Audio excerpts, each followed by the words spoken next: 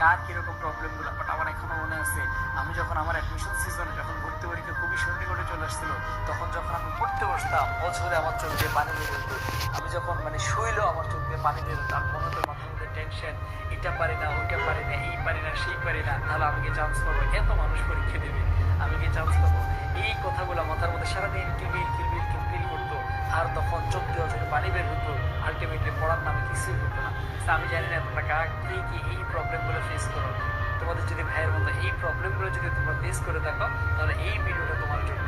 যখনই তুমি অনেক হতাশ হয়ে যাবা, যখনই তোমার দ্বারা মনে হবে যে আমার দ্বারা মনে হয় আর এই তৈরি নিতে পারবো না, আমি আমার দ্বারা মনে হয় এই অ্যাডমিশন যুদ্ধটাকে আমি ওভার করতে পারবো না, আমি মনে হয় সফল হতে পারবো না, বাইরে ছোট্ট ভিডিওটা বাইরে কয়েকটা কথা বলে তোমার একটু মনোযোগ দিয়ে শুনে ভিডিওটা একটু সেভ করে রাখবে। প্রথমত আমি তোমাকে যেটা বলবো সেটা হচ্ছে, যখন তোমার মধ্যে খুব বেশি হতাশা কাজ করবে যে আমার দ্বারা হবে না, তখন দেখবা তুমি যতই মানে তখন তোমার অটোমেটিক দেখবা চোখ দিয়ে পানি বের হওয়ার মতো একটা অবস্থা তৈরি হয়ে যাবে। তখন তুমি যতই পড়তে চাইবে না, তুমি আসলে চাইলে পড়তে পারবে না। মানে পড়তে গেলে তোমার তখন ঘুম চলে আসবে, কারণ তোমার মন ঠিক নেই, তোমার মাইন্ড রিফ্রেশ নেই। তো ওই সময় তুমি যেটা করবা, জাস্ট চোখের মধ্যে একটু পানি দিবা বা মুখের মধ্যে একটু পানি দিয়ে দিলে একটু ফ্রেশ হবা।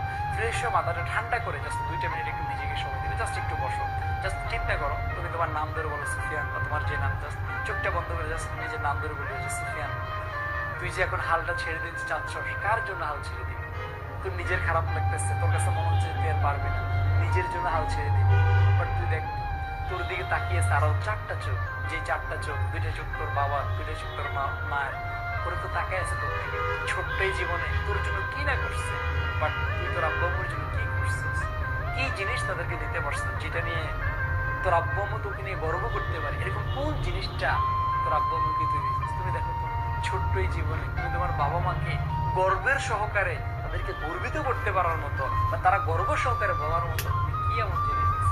বাট তুমি দেখো, তুমি যদি ঢাকা বিশ্ববিদ্যালয়ে চান্স পাও, কুয়েটে, মেডিকেল বা যে কোনো পাবলিকে চান্স পাও, অ্যাটলিস্ট তোমার আব্বু আম্মু তো একটু গর্ব সহকারে বাকিদের কাছে বলতে পারবে যে না, আমার ছেলে অমুক জায়গাতে পড়ে, আমার মেয়ে অমুক জায়গাতে পড়ে। তোমার বাবা যখন বলবে, তখন তোমার বাবার বন্ধু বান্ধব বলবে না, ওর ছেলে অমুক জায়গাতে পড়ে, ওর ছেলে ভবিষ্যতে ভালো করবে, আর আমাদেরকে মনে রাখে।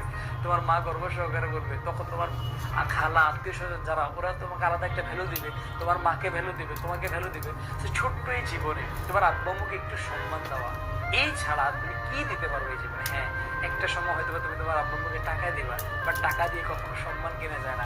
এই ছোট্ট বয়সে আমি আমার বাবা মা তো এখনো বলে, আমি আমার বাবা মা যে গর্বের সহকারে পর আমার ছেলে এই জায়গাতে পড়ে, ওই জায়গাতে পড়ে, এর যে সম্মান মনে হয় না তুমি বাবা মাকে আর তুমি দিতে পারবে না। তুমি দেখো তো, যখনই তোমার মধ্যে খুব বেশি হতাশা চলে আসবে, জাস্ট চোখটা বন্ধ করো। যারা ভিডিওটা দেখবে